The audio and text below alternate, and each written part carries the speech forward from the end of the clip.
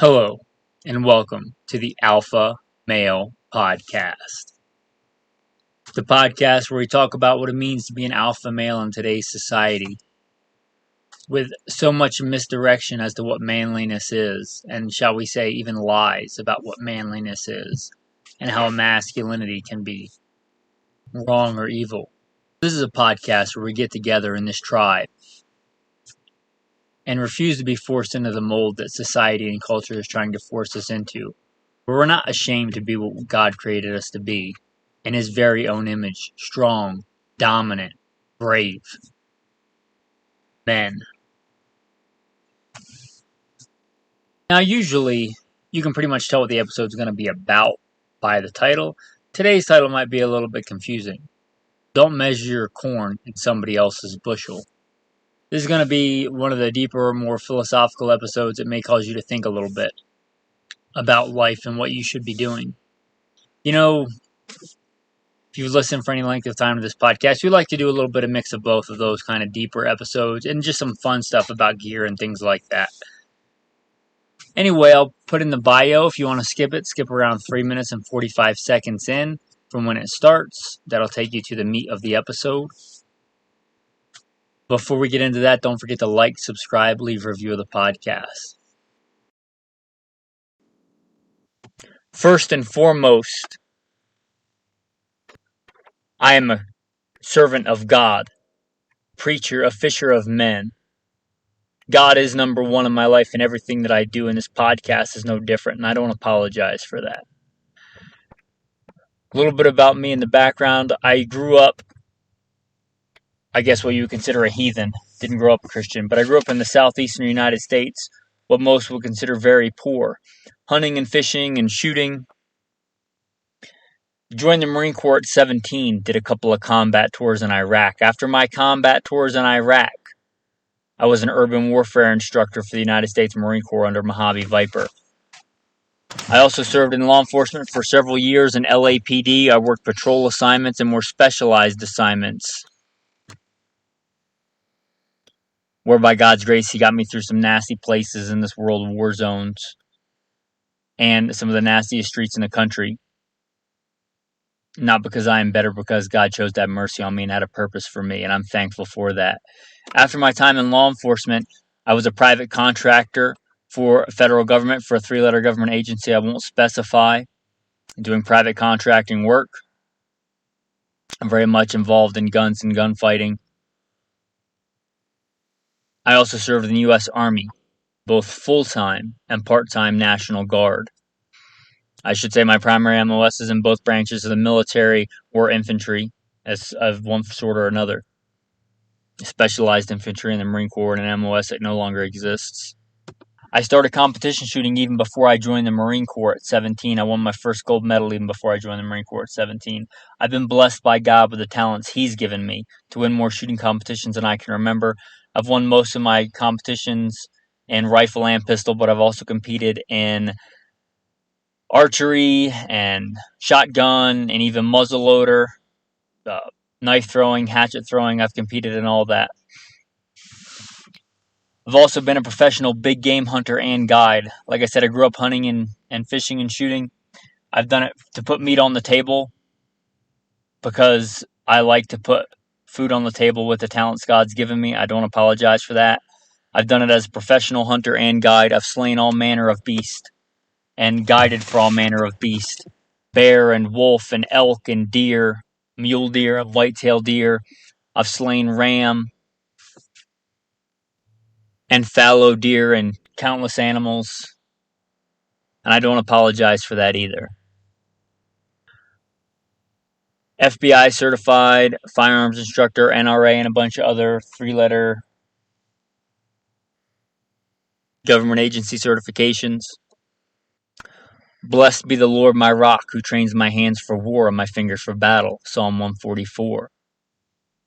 I've been blessed to be the commander of a tactical team, an SRT, special response team, in a large metropolitan area, where our primary job was to stop active shooters. But again, first and foremost, I'm a servant of God, called by God to share the good news. Preacher. a fisher of men. With that, we will roll into the day's topic. All right, men. With that, let's get into today's episode. This past weekend, a friend of mine asked for some help. So, like an alpha male, I said that I would. And what they needed help with was going out and teaching some defensive shooting drills and some handgun shooting drills to some people that were interested in getting training with various levels of training and experience. So, a little bit about me. I don't like to have people just shoot drills in front of me and just stand there and tell them what to do. I will shoot in front of my students, in front of the people that I'm teaching. If I'm asking them to do something, I want them to see me do something.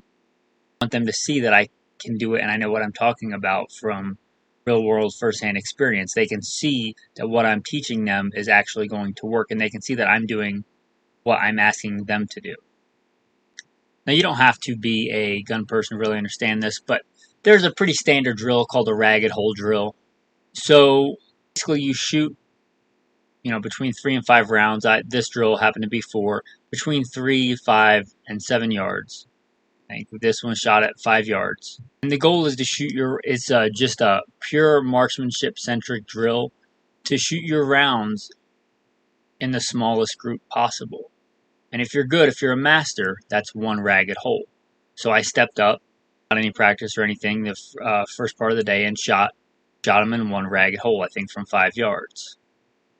And I said, I'm a blessed man because I am. All the talents that I have been given to me by God.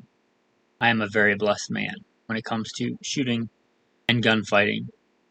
But I had another student that stepped up, another kind of alpha male type, and you could really tell that he really wanted to do good. And he wasn't shooting bad, but he was getting frustrated. I mean, his rounds were by no means in one hole. They were a couple of inches from each other. I told him, I said, don't measure your corn in somebody else's bushel. Told him to focus on what he needed to focus on. The front sight, slow, steady squeeze on the trigger. And his marksmanship got much better. And he looked at me and he said it was the corn thing. That don't measure your corn in somebody else's bushel. And that's a saying I've been saying for a while. And it's not my own. I don't know if Charles Haddon Spurgeon came up with this, but Charles Haddon Spurgeon is one of my favorite preachers. Long since passed on. He preached in the middle 1800s. The great thing about that is his sermons are in the public domain. You can listen to them, somebody else reading them on YouTube or on podcasts. There's a free podcast of one of his books turned into from a book to an audio podcast called All of Grace. Anyway, Charles Haddon Spurgeon is where I heard the expression. I don't know. Maybe it was common in the middle 1800s. But anyway, kind of the point of this in modern vernacular is use your own metrics to determine success, to determine happiness, to determine what God is calling you to do as a man. Not what culture says, not what society says, not what anybody else says. First and foremost, what is true? What does God say? What are your gifts? What are your talents? What are you called to do? Now, obviously, it applies to more than the Christian walk, but it certainly applies to the Christian walk because that's where I heard it. But if you know the parable of the talents, in that story, the ruler gives 3 men different amounts of talent. If you know the Apostle Paul, he talks about us as having differing gifts. Don't measure your corn on somebody else's bushel. Don't use garbage metrics that don't apply to you to measure your life. Another way to put it, commonly you'll hear in like the military or maybe other alpha male circles, is you fight your fight. I get this all the time. I was very blessed. I've served, if you heard the bio of the Marine Corps, U.S. Army. Even when I got out of the Army only a couple of years ago, I was usually one of the oldest people there, late 30s. I was still getting 300s, which is a perfect score on a PFT. And they would ask me, how many push-ups are you going to do? And I would say, I'm going to do as many as I can do. Don't worry about how many I can do. You do as many as you can do. Don't worry about how fast I'm going to run. I'm going to run as fast as God enables me to run. You run as fast as you can run. Don't measure your corn in my bushel. You fight your fight. If I can run more than 1 mile at a 5 minute and some change mile pace because God's blessed me to do that, what is that to you? You run as fast as you can run. Otherwise, if the person next to me can run 4 minute miles, I'm going to try everything I can to catch that person. But I'm going to fight my fight. I'm going to run as fast as I can run. And I don't care about the metrics. That's another thing I would say about the physical fitness test in the Army. They would ask what was my max, because the max changes on your age. The older you get, the less you have to do. And I would say, I don't know. And I honestly didn't know, because I was going to do as many push-ups as I could do. The max was 90 and I can do 120 push-ups. I'm going to do 120 push-ups. I could give a crap less. What somebody else says is the maximum. That's not my maximum. To be the best man that God has allowed me to be, that God has called me to be. It's going to stop after 90 push-ups if I can do 120? No, I'm going to do 120 because I'm an alpha male. You fight your fight. I think a big place that young men are lost nowadays is career, and especially getting started out. So if this applies to you, if you're in high school or college or the military or whatever, don't fall into this trap of, I'm not saying not to take wise counsel. I'm not saying not to listen to your parents and honor your father and mother. But pray, because the only one that knows you and knows how you were made is the one that made you, and that's God. But this lie of the modern last couple of decades that everybody should go to college, that might not be best for you. It might be best for you. It might not. I did good in school. I was an honor roll student. I did very good. When I turned 17, I joined the Marine Corps. I didn't particularly like school. I would skip school and go fishing, go hunting, do whatever. 12 years of school for me was enough. I've gone back to college from time to time to take courses that I like and gotten straight A's. So it's not that I can't, it's that I don't think it's what's best for me, especially not at those points in my life. If you feel called, if you have a passion to be a doctor, to be a surgeon, that's a great calling. And college is probably the best way to go about that, for sure. If you like fixing things, if you like working on cars, that's a great trade, that's a great profession. If you like fixing things, probably college is not your best bet for that.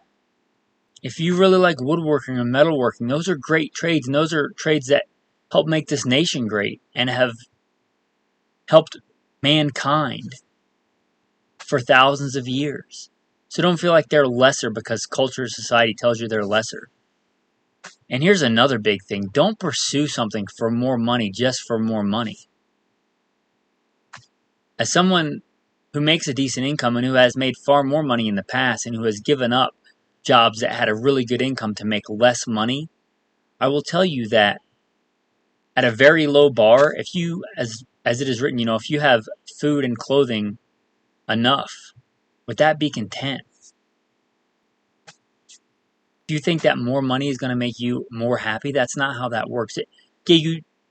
Society, we use money today as a medium of exchange to get things that you need. You're probably not going to be very happy if you have no food and no clothes. But usually, especially looking at this in America or in Western society, you have far more than enough. You probably have more than royalty had a couple of 100 years ago.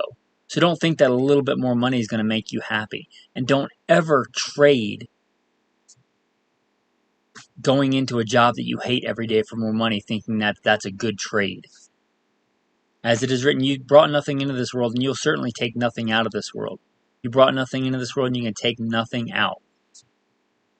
Again, I have left jobs. I speak from experience. I have left high-paying jobs to take lesser-paying jobs.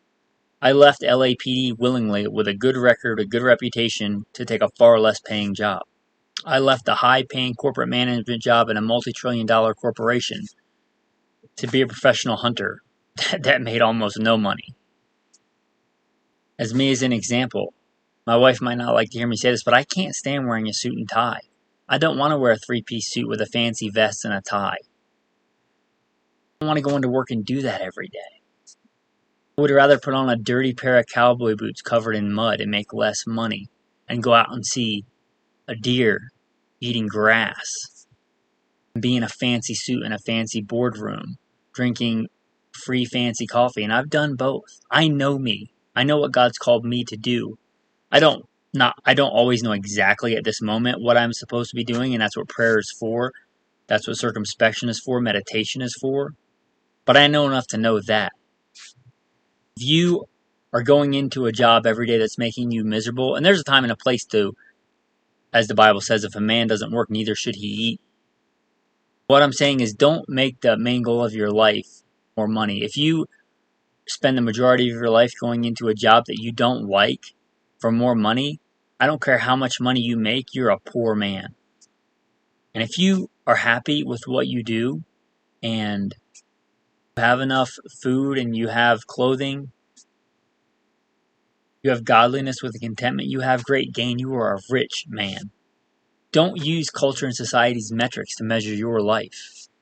Just because somebody else somewhere or some culture or the TV, advertising, marketing, programming is trying to program you to say something's better, doesn't make it better. I'm blessed to have a great and beautiful wife, and sometimes she likes to go out to dinner and we go out to dinner. And that's fine, but not all the time. Because if you ask me what I'd rather do, and we could go out. My wife makes a good income, I make a good income. If you ask, I'd rather go to a fancy restaurant and put on fancy clothes and get a 3-course meal and that whole scene, have somebody valet my car in Beverly Hills. Or if I'd rather throw some meat in a pack and hike on the side of a mountain and make my own fire and cut down a sapling and throw meat on a stick and grill it over a fire and enjoy a sunset, I'd much rather take the latter. I don't care what society says. I don't care how much society says that other meal is worth versus my meal. I'd rather have sitting on the side of a mountain, cutting down a tree, making my own fire, and roasting meat over a stick with a little bit of salt than the fanciest delicacies in a fancy restaurant. And that's just a small example of, don't use somebody else's metrics to measure you. And I'm using me as an example because obviously I'm me, but use your own metrics. Don't even use my metrics. What is God calling you to do? He created you. He knows you. Even if you're confused and don't know, He does. He's given you talents and callings. What are they? Don't use somebody else's metrics. Don't measure your corn in somebody else's bushel. I've seen this before, especially with friends of mine and stuff, with women that they're dating. They'd ask if I thought she was attractive or this or that. And what kind of question is that? First of all, I'm married.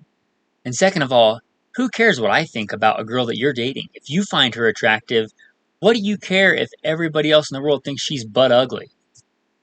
If you're attracted to her, if you think God is calling you two to be together, that's all that matters.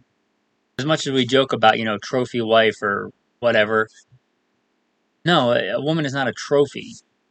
Hopefully you listen to God and the woman He chooses to be with, that He chooses you to be with, if any, is the right one.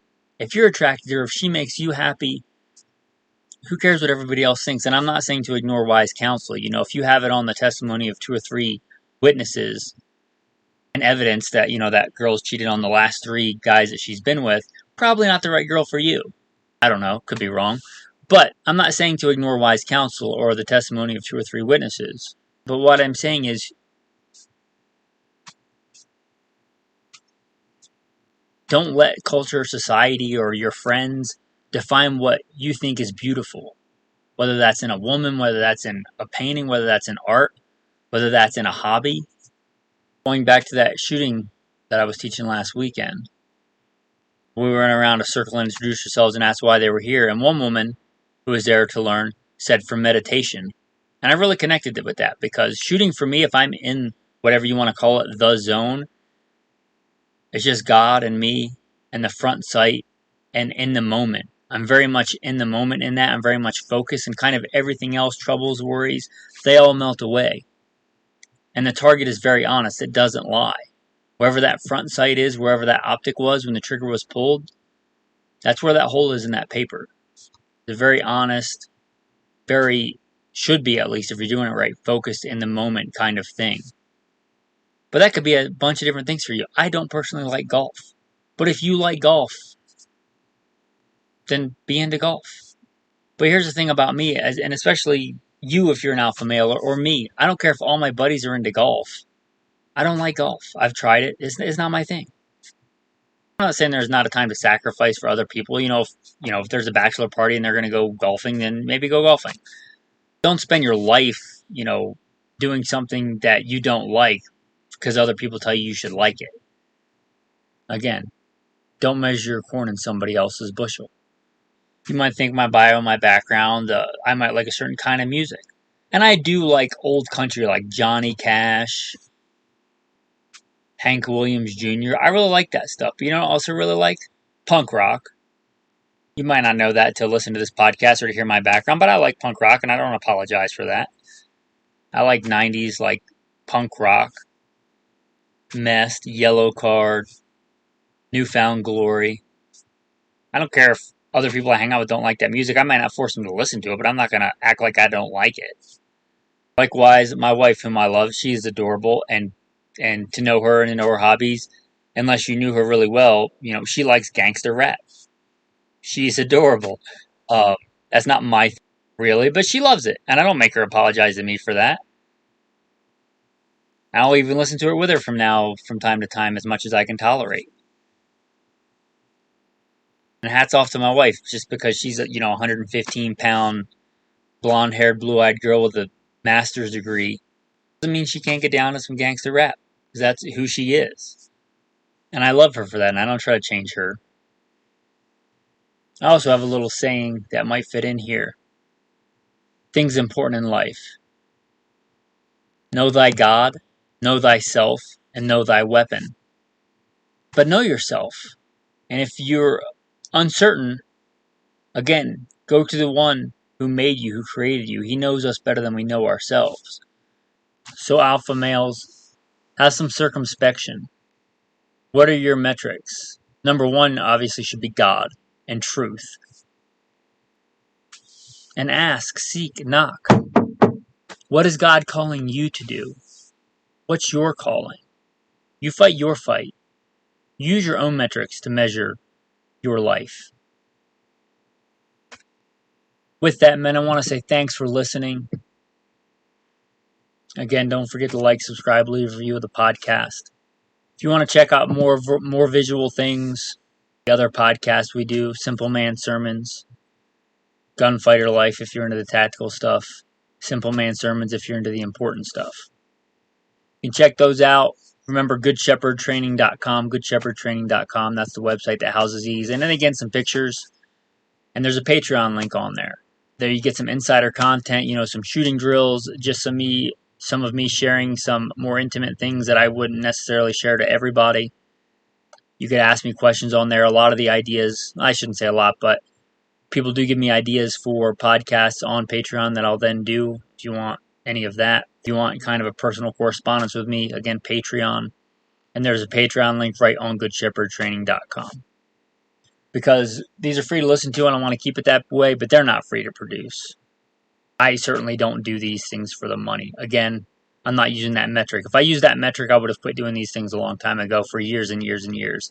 I did these podcasts at a deficit. And even today, there's certainly not a large chunk of my income monetarily, but there certainly is a large return on investment. Because I think it's a calling to preach and to teach and to help other men out. That's the metric that I use. Anyway, if you want to support goodshepherdtraining.com, Patreon link for as little as $1, a month, the fraction of the cost of a box of ammo or a fancy city cup of coffee, or valeting your car, or a tie that you don't like wearing, you can help support the message.